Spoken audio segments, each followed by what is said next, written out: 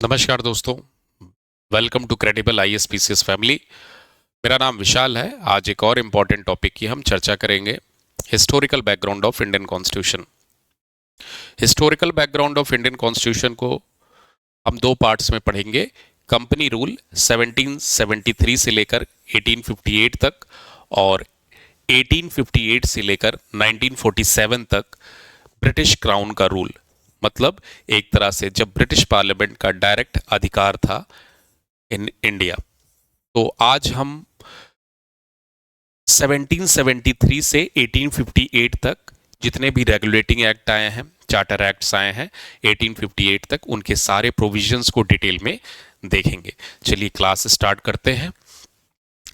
सबसे पहले हम चर्चा करते हैं रेगुलेटिंग एक्ट 1773 का।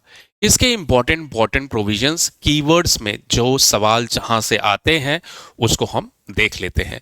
तो पहले ये पहला स्टेप था it talks about for to regulate the affairs of East India Company. East India Company के अफेयर्स को, उनकी ट्रेडिंग एक्टिविटीज के, उनकी पॉलिटिकल एक्टिविटी को रेगुलेट करने के लिए ये पहला स्टेप था ब्रिटिश पार्लियामेंट को। तो आपको याद रखना है, पहली बार ईस्ट इंडिया कंपनी को रेगुलेट करने की बात 1773 के एक्ट में की गई थी। दूसरा इंपॉर्टेंट प्रोविजन था कि जो गवर्नर था बंगाल का, गवर्नर था बंगाल, इसको एक कीवर्ड से और ऐड ऑन किया गया, गवर्नर जनरल था ये बनाया गया ऑफ बंगाल, नॉट इंडिया। याद रखना है, ये बंगाल का ही गवर्नर जनरल था। इस एक्ट से ये किया गया था, आपको कंफ्यूज नहीं होना। और वारन हास्टिंग को बनाया गया था गवर्नर जनरल। तो first step to regulate the East India Company. और इसमें सबसे इंपॉर्टेंट जो सवाल पूछता है, it talks about creation of supreme court. एक सुप्रीम कोर्ट में की स्थापना की बात की थी इसने, सुप्रीम कोर्ट की एस्टेब्लिशमेंट की बात की थी। और सर इल्जा एमपी पहले सुप्रीम कोर्ट के सीजीआई थे। इनके नाम भी पूछता है, तो आपको इसको ध्यान में रखना है। और जो प्रोविजंस हैं, इन प्रोविजंस को हम देख लेते हैं रेगुलेटिंग एक्ट के। तो इट प्रोहिबिटेड प्राइवेट ट्रेड्स, क्योंकि बहुत सारे करप्शंस बढ़ गए थे।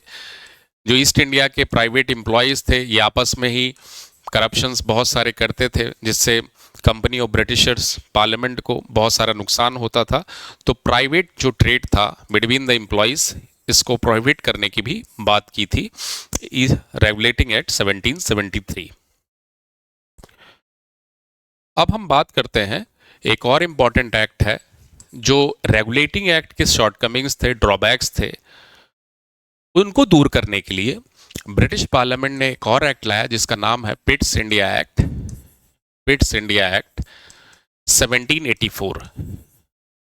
अब इसमें आपको याद रखना है कि 1784 के जो पिट्स इंडिया एक्ट है, इसमें दो इंस्टीट्यूशंस थे और इन दोनों इंस्टीट्यूशंस के फंक्शंस को, इनके कार्य क्षेत्र को पहली बार डिक्लेयर किया गया कि आपका क्या कार्य क्षेत्र है।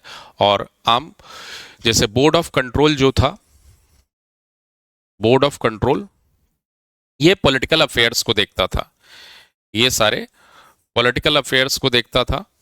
जो कंपनी का कहाँ एनेक्स करना है, कहाँ सब्सिडरी अलायंस पॉलिसी के तहत एनेक्सेशन करना है, या किस प्रिंसली स्टेट के साथ कैसे संबंध रखने हैं, वो बोर्ड ऑफ कंट्रोल देखता था।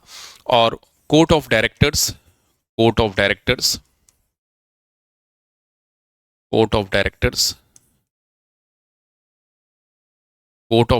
जो है, ये कंपनी के कॉमर्शियल अफेयर्स को देखता था, कॉमर्शियल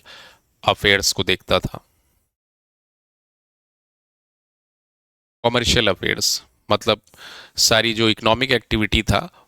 तो ये दोनों फंक्शन को, ये दोनों बॉडी के फंक्शन को डिस्टिंग्विश करने की बात पिट्स इंडिया एक्ट 1784 करता था। तो Pitt's India act board of control और कोर्ट ऑफ डायरेक्टर्स के पावर्स को, उनके कार्यक्षेत्र, उनके फंक्शंस को अच्छे से डिस्ट्रीब्यूट और डिस्टिंग्विश करने की बात करता था।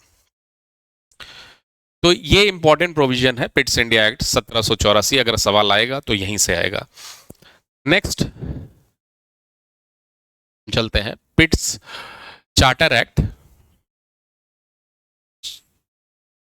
चार्टर एक्ट 1813, ये इंपॉर्टेंट एक्ट है।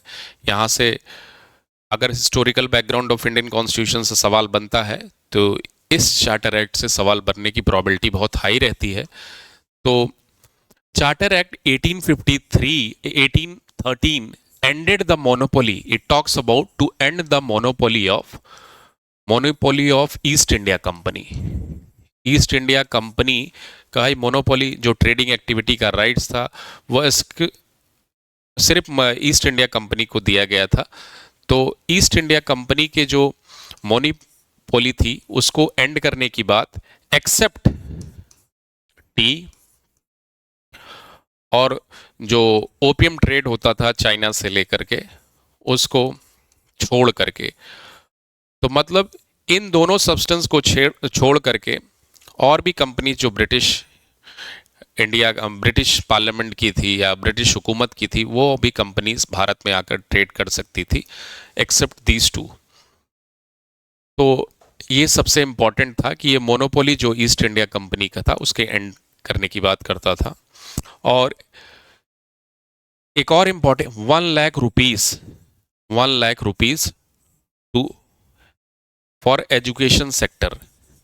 1 लाख रुपए भारत की शिक्षा व्यवस्था को सुदृढ़ करने की बात करता था। बट इन रियलिटी इस तरह का एक्सपेंडिचर कभी भारत को लेकर या भारत की जो शिक्षा पद्धति थी उसको सुदृढ़ करने के बारे में इन रियलिटी तो ब्रिटिशर्स कभी सोचते भी नहीं थे।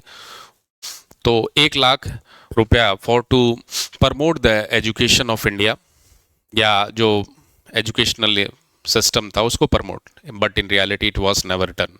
तो चार्टर एक्ट 1830 कि ये 2 इंपॉर्टेंट प्रोविजंस है, इसको आप ध्यान में रखेंगे। फिर हम देखते हैं चार्टर एक्ट,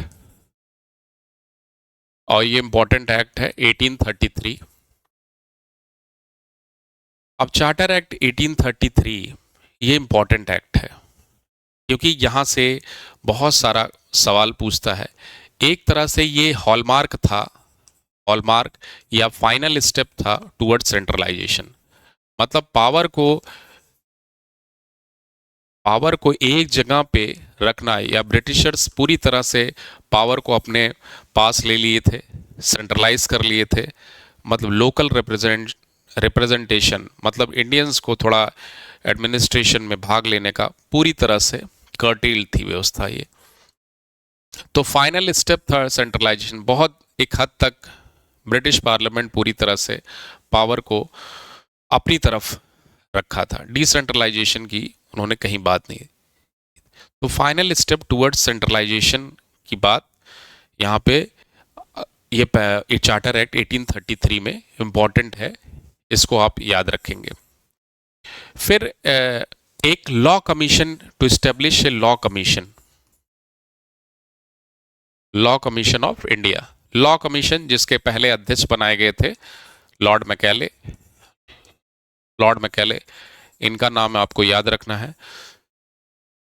तो अभी भी आप लॉ कमीशन देखते हैं 3 साल उसका कार्यकाल होता है। तो पहला जो लॉ कमीशन बना था 1833 में बना था, उसके पहले अध्यक्ष चेयरमैन थे लॉर्ड मैकेले, इसको आपको याद रखना है। और इसमें जो मैंने बताया था कि ended the monopoly of East India, तो ये जो मोनोपोली थी, ended the monopoly of East India company, जो टी और चाइना के छोड़ा गया था, उस प्रोविजन को भी एंड कर दिया गया। मतलब ईस्ट इंडिया कंपनी का जितना भी एक्सक्लूसिव राइट था टू ट्रेड, कि ईस्ट इंडिया ही कंपनी ही व्यापार कर सकती है, तो उसके जो टी और ओपियम ट्रेड था चाइना के साथ, उसको भी एंड कर दिया गया। मतलब सारे सेक्टर्स अब और भी कंपनियां ईस्ट इंडिया कंपनी के अलावा भारत में व्यापार कर सकती हैं। तो ये तो इंपॉर्टेंट प्रोविजंस रहे चार्टर एक्ट 1830। एक और इंपॉर्टेंट इसमें आपको प्रोविजन याद रखना है, first governor general of India. इसी चार्ट गवर्नर जनरल इंडिया की बात हुई थी, जिसमें हम देखते हैं विलियम बेंटिक को बनाया गया था। और विलियम बेंटिक का योगदान सोशल सेक्टर में बहुत सारा है, कि इनका सबसे बड़ा इंपॉर्टेंट योगदान तो 1829 में सती को लेकर के था, कि सती को इलीगल या घोषित किया गया था। सती को लेकर के कानून बनाया गया by William Bentinck by the help of a Indian renaissance forefather that was Raja Ram Mohan Roy. तो इनकी बात को याद रखना है। ये तो प्रोविजंस रहे चार्टर एक्ट 1833 की। अब हम बात करते हैं चार्टर एक्ट ऑफ 1853। इसके इंपॉर्टेंट प्रोविजंस को हम क्या, तो इसमें आपको जो बातें याद रखना है, ये पहली बार लोकल रिप्रेजेंटेशन मतलब इंडियंस को थोड़ा एडमिनिस्ट्रेशन में भाग लेने की बात करता है। और इट वाज, यही एक्ट हमको पहली बार ये बताता है, it talks about beginning of, जो आज हम पार्लियामेंट्री सिस्टम देख रहे हैं उसकी बिगिनिंग की शुरुआत इस एक्ट में थी। तो पार्लियामेंट्री सिस्टम के जो बिगिनिंग थी उसकी स्टार्ट की बात करता है। लोकल रिप्रेजेंटेशन मतलब इंडियंस को भी एडमिनिस्ट्रेशन में भाग लेने की बात करता है। तो ये चार्टर एक्ट 1853 था। तो इंडियंस को भी सिविल सर्विसेज, मतलब इट टॉक्स अबाउट इंडियंस को सिविल सर्विसेज में अलाउड इन सिविल सर्विसेज। तो आपको सारी ये बातें याद रखना, लोकल रिप्रेजेंटेशन, सिविल सर्विसेज में इंडियंस का पार्टिसिपेशन और बिगनिंग ऑफ पार्लियामेंट्री सिस्टम, ये चार्टर एक्ट 1853 के इंपॉर्टेंट प्रोविजंस थे। इसको आपको ध्यान में रखना है। अब एक सबसे इंपॉर्टेंट एक्ट है जिसका नाम है 1858 का गवर्नमेंट ऑफ इंडिया एक्ट। इसका दूसरा नाम है एक्ट ऑफ गुड गवर्नमेंट।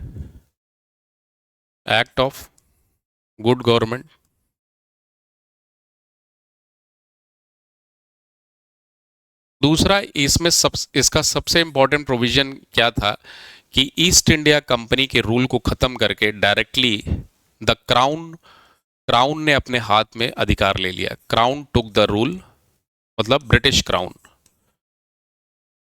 मतलब ईस्ट इंडिया कंपनी की पावर को या उनके रूल को खत्म कर दिया गया।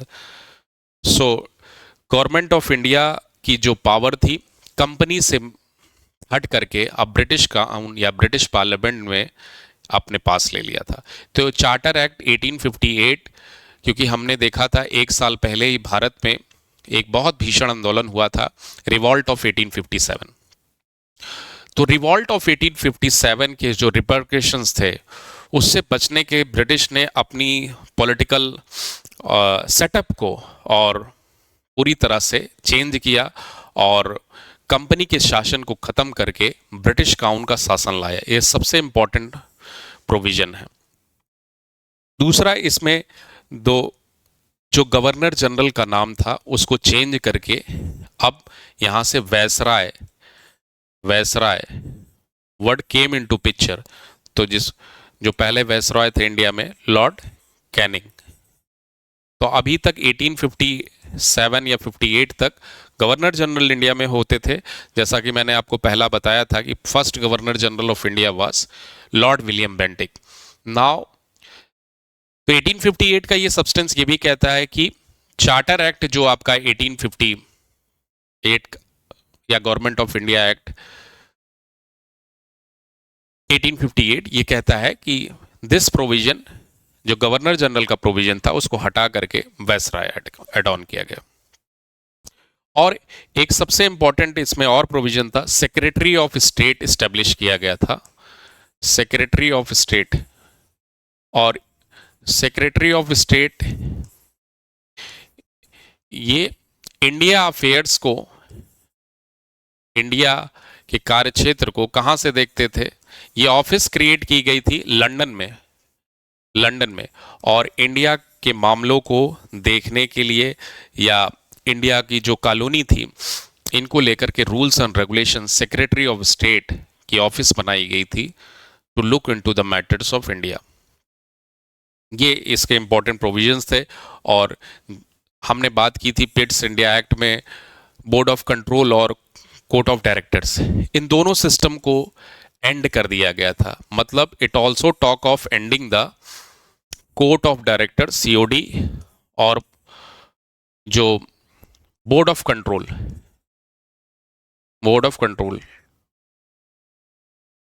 इन दोनों सिस्टम को एंड कर दिया गया था। तो बहुत सारे चेंजेस 1857 रिवॉल्ट को लेकर के, बहुत सारे चेंजेस 1858 के एक्ट में किया गया था, और इसको act of good government britisher से कहते थे कि भारत के मतलब अच्छे डेवलपमेंट के लिए किया था। बाकी तो आप इन रियलिटी वो अपनी ही प्रॉफिट और अपने ही इंडिया से जितने भी रिसोर्सेज थे उसको ट्रांसफ़र और अपने डेवलपमेंट की बात के लिए उन्होंने किया था। तो ये तो रही 1858 की चर्चा। तो अपने क्लास के जो फीडबैक्स हैं आप अवश्य कमेंट सेक्शन में दें। आज के लिए यहीं हम समाप्त करते हैं चर्चा। Thank you.